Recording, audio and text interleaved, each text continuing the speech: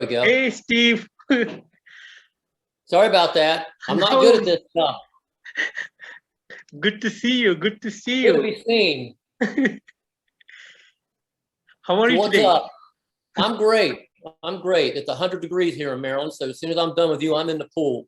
Well, that should be hard on you. Yeah. So, Steve, last Friday you released your first debut solo album. You're welcome. So, can you tell me a bit about the songwriting and the production behind this album? Sure. I started doing the writing probably about 3, maybe 4 years ago. I was just compiling songs, thinking, I'll get some stuff ready if and when Kix is ready to do a new album. And I was just writing, not really for Kix, but just writing to write. So that's just the way I do it. I don't write for any one project. I just write for myself, and people like it, great. If they don't, fuck you. So I had this material laying around, and Jimmy Chalfant, our drummer, and Brad Divens were getting together, and they were just recording cover songs just for the fun of it and throwing them up on Facebook and getting a reaction. And Jimmy just mentioned to Brad one day, he said, Steve's sitting on a pile of songs. Why don't we get him in here and record a couple of them? Brad was just trying to get some experience in his studio. So I took my songs over to Brad, to all 12 tracks, and he said, let's just record them all. And I said, okay, then we're making a solo record, aren't we? He said, yeah, I think we are. So that's how it all just kind of happened. It wasn't planned. I didn't have any intentions of doing a solo album, but when the opportunity came up, and with COVID having nothing to do, it gave us all something to do. It's therapeutic, and I think it turned out really good. Sounds good. Sounds good.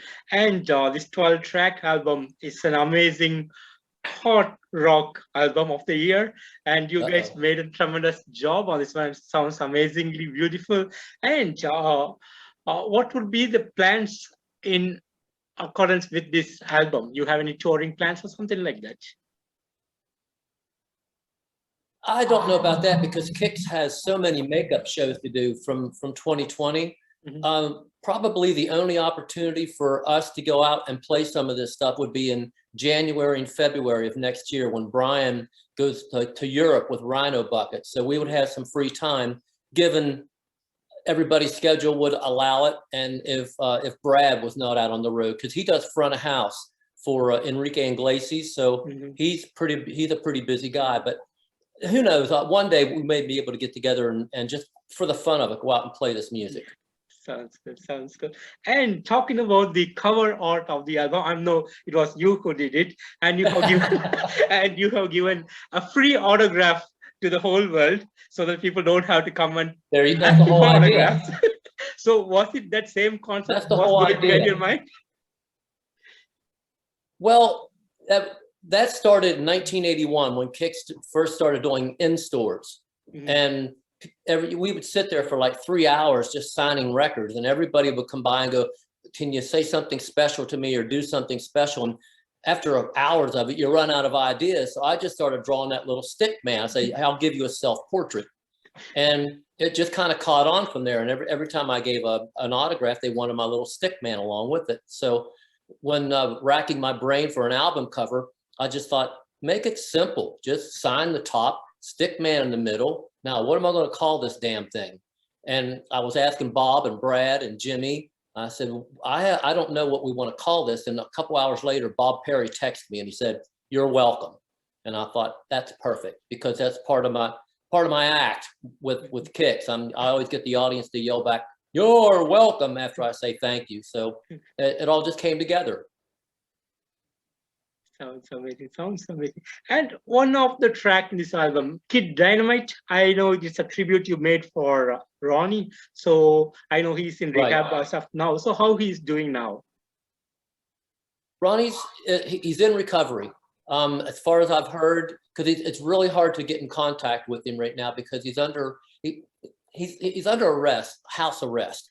So he's not in jail, but he's just working. He's working a lot, and it's hard to be in touch with him. The last I heard from, it's a lawyer friend of ours who I believe accompanied him, and said that he's been sober for 120 days. He's doing really well.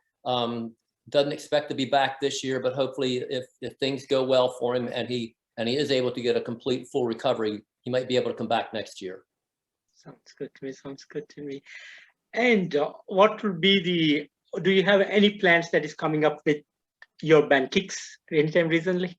Yeah, we're actually we're playing tomorrow night in Dewey Beach, Delaware. We're playing Saturday night at a Gettysburg Bike Week, which is a huge thousands of people rally. We're going to Fargo in the next week. We're playing all over the place. We've been to Dallas, Houston, Florida, North Dakota, Denver. So we're back at it. We're back out and playing.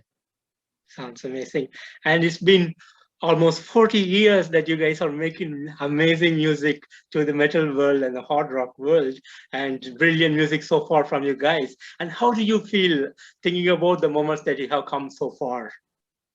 You know, it goes by so fast. It goes by in a blink of an eye. And I'm really have never been one that dwells on the past. I always look ahead. I look behind as that's over and done. I can't change any of that. So I don't even worry about what's ahead of me. So I don't really reflect that much.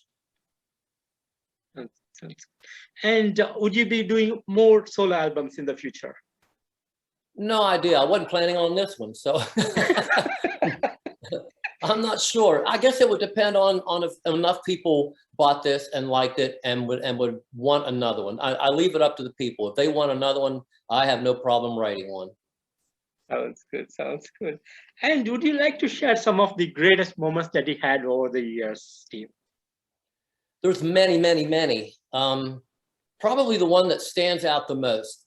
It was on the Blow My Fuse album, because that was obviously the biggest record of our lives. It got us out of our van and into a tour bus. It got us out of the clubs and into arenas, opening for great bands like Rat and Whitesnake and Tesla and Great White. And so that in itself was an amazing period. But then when we went to Japan and we were met at the airport by several thousand kids holding up Kicks albums, and they were at every train station stop. It was just an amazing, to be able to go to a different country and witness that culture just embrace what we were doing was just mind-blowing to us. Sounds good. Sounds good. And Kicks and you are doing a great thing for the rock world, and especially the hard rock world. And the future has changed a lot now. Like the genre has been evolved into much greater things now. So how do you think about how it all started, and how do you look into the future, Steve? I mean, I guess it comes from your influences. Like when I was a kid, I loved the Beatles. I loved the Monkees. I loved Three Dog Night. I loved James Gang, Alice Cooper, Deep Purple. Those were my biggest influences. And what Kicks shared is our love for Zeppelin and AC/DC and the Stones and Aerosmith. I mean, those were probably our four main driving bands that we tried to mimic, I guess, or be influenced by. So my many more influences is what makes my writing different than the other guys in Kicks. So if Kicks does another album, I'm pretty sure we would like to have Taylor Rhodes involved, because he understands that Kick sound and direction. So if and when we do get back together to do another record, I'm sure he would be involved. Did I answer your question? Yes. Okay, good. So it's good. And Steve, like I've been listening to you from my childhood. Like you guys started when I was born. So I'm almost 6-7 years old. I started listening to your band at those times. Nice. So I've been listening to your voice, and your voice is still amazing. Even now in this new album, your voice is still the same. There was no change. I could see it. How could you do that? I don't know if it's still the same. I mean, I don't sing like I did when I was in my 20s and 30s, but I taught vocals for 25 years. So I knew ways to work around it. And as you age, your voice is you're gonna go through changes.